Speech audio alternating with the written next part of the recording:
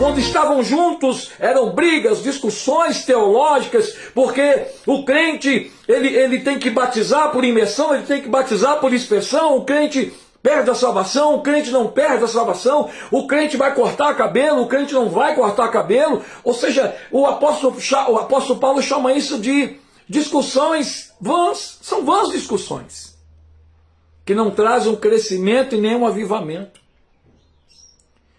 Nós sabemos que os Estados Unidos ainda é hoje uma grande nação cristã, mas que também deixou de lado os preceitos e valores, aonde hoje tem cidades inteiras dominadas pelas drogas, pelo crime, pela miséria. Apesar de ser conhecido como um dos países mais ricos do mundo, mas ele tem os seus problemas. E esses problemas principalmente porque as pessoas deixaram Deus de fora das suas vidas, deixaram Deus de fora da administração da sua casa, da administração do seu negócio. E nós olhamos que quando há um vácuo de uma administração, a outra chega. E qual é a outra? As trevas. Aonde Deus não domina, quem domina é as trevas. Ou é um ou é o outro, não tem como, não tem jeito. Ou tem um corpo ou tem o outro, a própria física diz isso, não há espaço, querido. Dois corpos não ocupam o mesmo espaço. Não tem como, ou é um ou é outro. Ou quando a pessoa está cheia de Deus, ou ela está cheia do demônio. Os dois não podem habitar no mesmo corpo.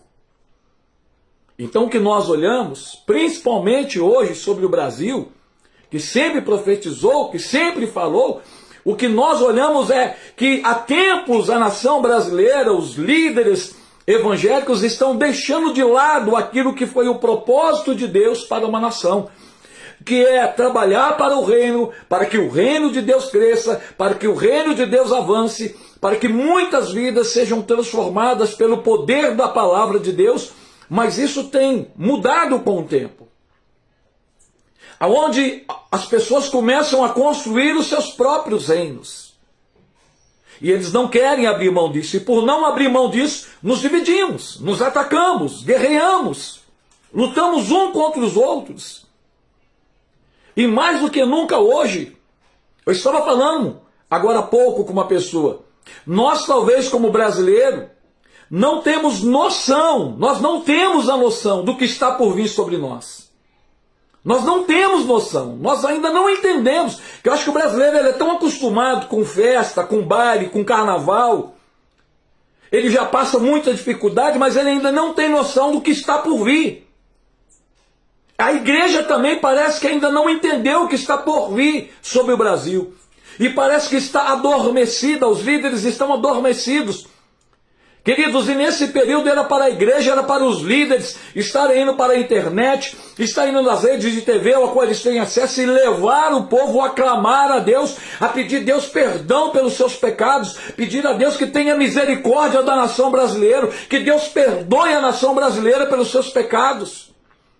Isso é o papel da direção que nós temos hoje no Brasil. É o que nós estamos olhando agora, não somente nesse momento, há tempos atrás, nós não conseguimos nos unir sequer em oração.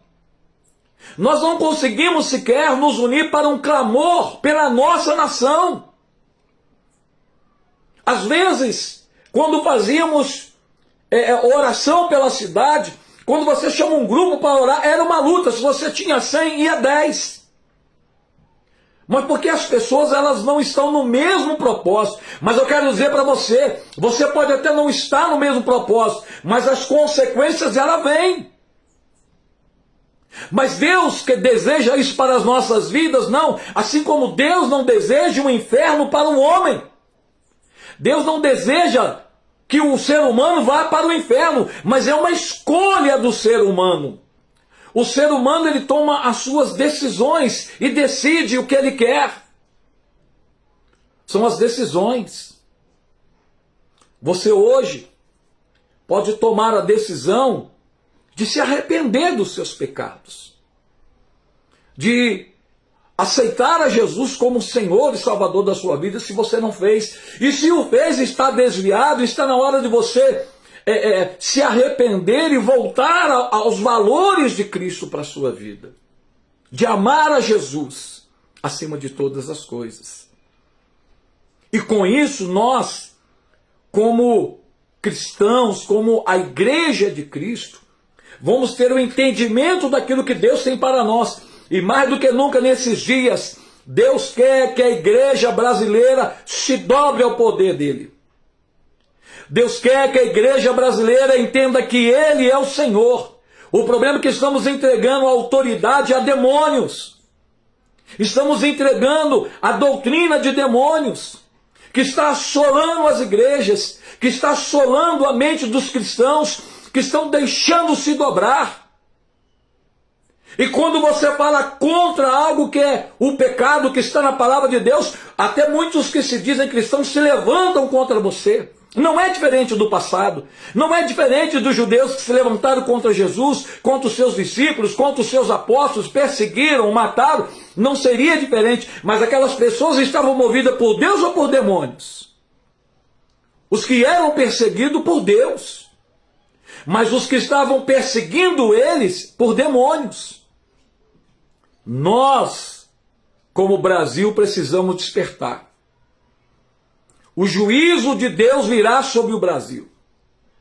Deus está chamando a nação brasileira a se dobrar a Ele. Deus está nesse momento colocando as mãos, Deus está colocando os seus olhos atentos, Deus está colocando os seus ouvidos atentos sobre a nação brasileira, para clamar, para se arrepender. Mas isso não é algo obrigado, é algo que é voluntário de cada um de nós.